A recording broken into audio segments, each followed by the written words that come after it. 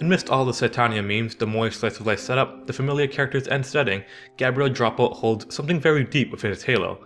And usually I would leave these shows alone. These kinds of slice of life shows where you can already glean what kind of angle it's going for by the first episode. I mean, by all means, I like Gabriel Dropout. I think it's a better Umaru and it's enjoyable for what it's worth despite being just like any other show of its kind with a few twists here and there. But I've been recently thinking about Gabriel Dropout and it shows like it that tend to interject these small moments of reality. In our case, it would be the Hikikimori that is very lightly added into Gabriel Dropout, and in fact, it's what holds the show together. Gabriel is this trashy angel who sets up all the hilarity that happens, but the truth behind her character is that she's addicted to the worldly pleasures known as gaming. It's a cliche at this point to just point all Hikikimori towards gaming, but it's what you do. Being Hikikimori is nothing to laugh at, contrary to what Gabriel Dropout would suggest. Welcome to the NHK would beg to differ about putting Hikikimori into any good light, but these two shows are of different extremes. I think it's important to look at this extreme to try and pick at why this extreme is necessary and why it's made. So, in looking at Gabriel Dropout, I think that it uses its genre to mask and try to give levity towards the otherwise darker subject of addiction and being a Hikikimori.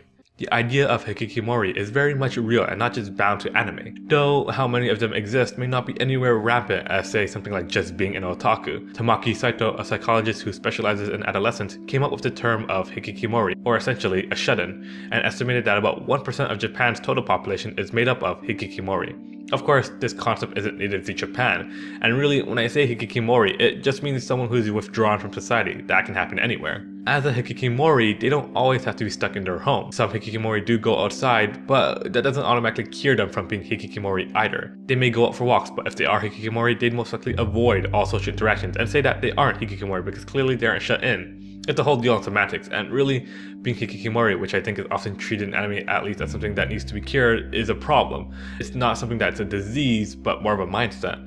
I'd love to go explore Sato from Welcome to the NHK, but let's use Gabrielle. Gabrielle is an interesting case, mainly since she embodies what I like to call a wandering Hikikimori. These people want to be Hikikimori, but because of some circumstance, can't. In other words, they are on the fence between just being a plain otaku and a hardcore shut-in. This circumstance can be just about anything that prevents the person in question from fully diving into that Hikikimori lifestyle. In the case of Gabrielle, what prevents her from continuing her devil-may-care lifestyle is Vinay, who tries her best and succeeds in getting Gabrielle up to school. Prior to this, she was basically being a Hikikimori, shutting herself off from earthly and heavenly duties to rated MMOs.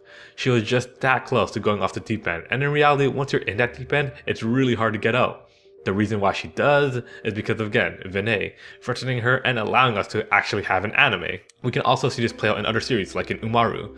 If Umaru wasn't forced to go to school and pretend to be a decent high school girl, we wouldn't have the anime known as Umaru. It would just be this potato piece of shit playing games all day. Even Welcome to NHK forces our local hero Sato to actually go out and do things and try not to be a Hikikimori, because again, if he was just staying in his room all day, we really wouldn't have that much to go off of. But to go back on it, Gabrielle has never stopped being addicted to games and being an angel piece of trash. She just goes to school and pretends to be a normal girl, and yes, she does have other trashy qualities, but if she could, she would stay home and play games. That's all she thinks about, and it's what's probably keeping her on Earth right now. She has apathy towards everything, and this characteristic becomes the butt of many jokes.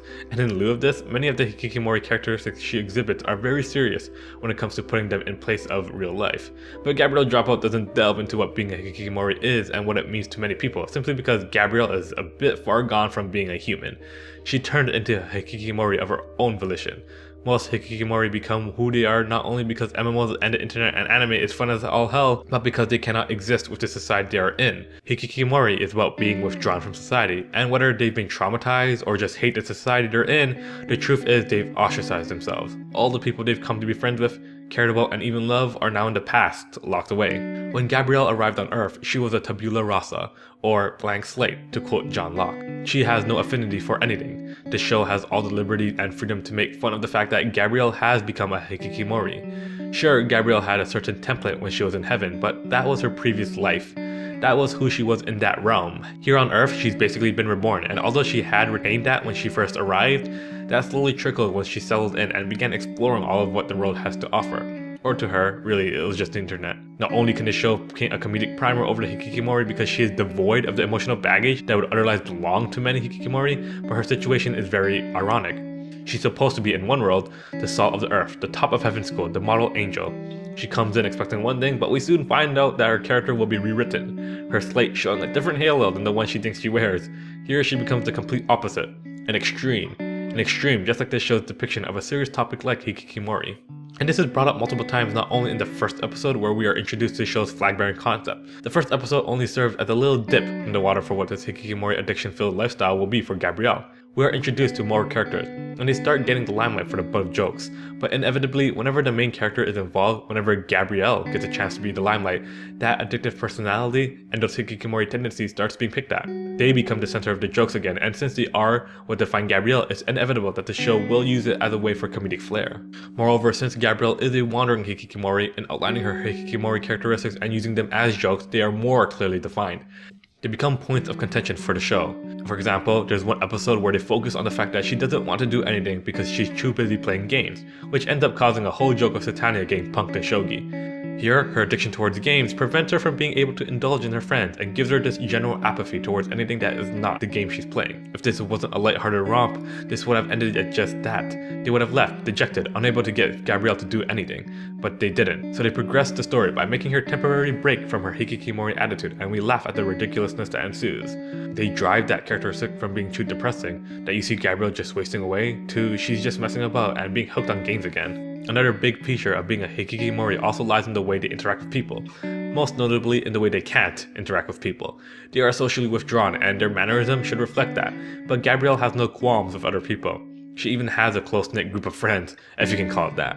Except her attitude is complete trash, giving no care about the way she treats people, and this is how I see they take the aspect of hikikomori on a spin. Instead of having her stutter or unable to speak to others, she just looks down on them, even asking someone she just met for money. In a way, her mannerisms reflect someone who is socially withdrawn. She doesn't know how to act or how to respect people, even her own friends. Rather, she probably doesn't care about people at all and sees them in a very bare-bones way, as an exchange of resources. I say that basically matches someone who is so withdrawn from society that they just can't treat someone without ulterior motives. And I guess the last thing to note is the fact that she goes to school every day. In a way, the very fact that this is a slice-of-life comedy romp already puts a damper on the whole shut-in setting. Sure, we see her in her dingy apartment very often, which is quite depressing, honestly, so they spin it by pushing her outside and highlighting her lack of everything in the process. She's still a wandering hikikomori, someone on the fence of both sides. She goes to school every day, taking at least 7 to 8 hours of her day, and someone indulges in going out, and she even found a job. This all diverts attention away from the fact that Gabrielle is just that close to being a full-blown hikikomori, and again, making it fun for us by giving us this school comedy setting. But in all, I think it's a good thing that anime like this exists. Levity is important, and without levity, the world would just be a very bleak place filled with needless amounts of realism. For what it's worth, many moist slice-of-life comedy romps allow us to break from the realism that many animes exude, although at times, of course, it's played up to an extreme, really caters towards an audience and are quite nonsensical. It's important to sit back and appreciate the dumb antics that these shows give. In some cases, it's this kind of depiction of life that may hold truer than any kind of realism. And either way, many of these shows do have small breaks in the levity to really showcase what it has to offer beneath that cute exterior. Gabriel Dropout is no exception. Alright guys, and that was Anilyze. Thanks for watching, and maybe if you liked this Anilyze, maybe stick around because we are the Otaku Box. We have a bunch of other otaku related content including anime and gaming. Anyways, I'm Brian, signing out.